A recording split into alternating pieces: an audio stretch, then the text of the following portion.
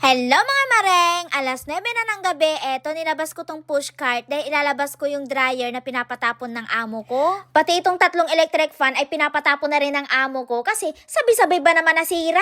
Ano ba yan? Eto nga yung dryer na pinapatapon sa akin, galing to sa second floor. Ngayon, ang sabi ng amo ko ay subukan ko kung pwede pa o hindi na. At nung sinubukan ko nga mareng, hindi natuyo yung blanket ko. Hindi ko alam rin kung tama ba yung pinang-operate ko o sira na talaga.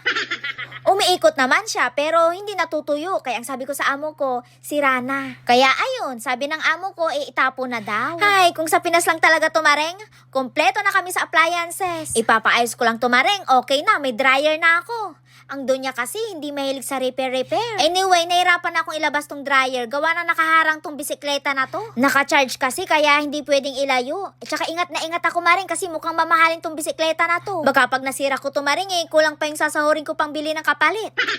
Anyway, dito sa Taiwan maring, yung mga ganitong appliances na itatapon na, hindi sa mga garbage collector ito binibigay. Pinipick up ito ng mga nagre-recycle. Ang tawag nga ni Garda recycle department. At kapag ganitong maitatapon ka, ay kukontakin mo sila tapos sila ang magsasabi kung kailan nila pipick upin. So kaya ako ilalabas ngayong alas 9 ng gabi kasi mamayang alas 5 ng umaga ito pipick upin. At eto na mareng, nailabas na namin yung dryer. Tinulungan ako ng anak ng amo ko. Tapos eto, ipagbalat ko daw siya ng pinya. Mareng, tinanggal yung dahon ng pinya, giatay. Mahirapan akong balatan tong pinya na to. Dapat kasi hindi tinanggal yung dahon para pagbabalatan ko may hawakan ako, di ba? Na-challenge tuloy ako sa pagbalat lang ng pinya. Ngayon lang kasi ako nagbalat ng pinya mareng na walang dahon. Pero kayang-kaya ko naman palang balatan mareng kahit walang dahon. Basic lang pala mareng.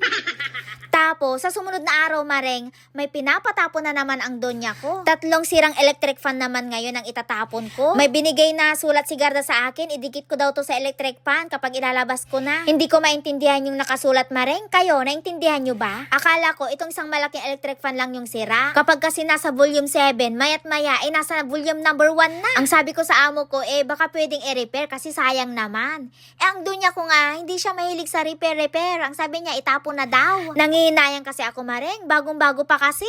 Kung sa atin tumaring ipaparepair pa natin, di ba? At ngayon nga, nagulat ako kasi may 2 pang sira. Naging 3 tuloy yung itatapon ko. Siguro nag-boring yung isa, kaya ayan, yung 2 electric fan sumama na rin magpa-recycle.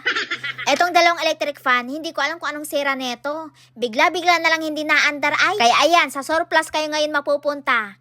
Abangan nyo to sa Pinas mga mareng. For sure, aayusin pa to, tas ibebenta sa surplus. O siya, hanggang dito na lang mga mareng. Follow for more dito sa Maring in Taiwan. Bye!